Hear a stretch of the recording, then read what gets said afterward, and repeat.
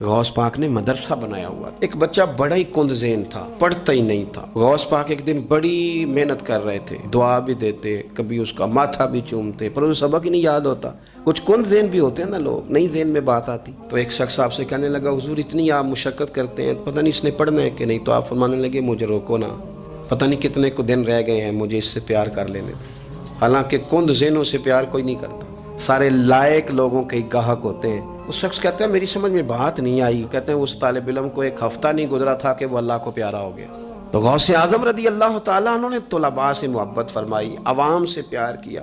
लोग दुखी आते थे, ये खानकाहों पे ना तगड़े तगड़े लोग नहीं आते, तो 15 पीरों को शाम घर बुला लेते, गुरबा आते हैं, गुरबा। अल्लाह की मखलूक से प्यार, कोई आया है अपना दुख लेके, उसके साथ रवैया, मिठास। वो लोग आए हैं, उन्होंने अपनी बात सुनाई है, गौसे पाक उनके दुख दर्द का मदावा कर रहे हैं।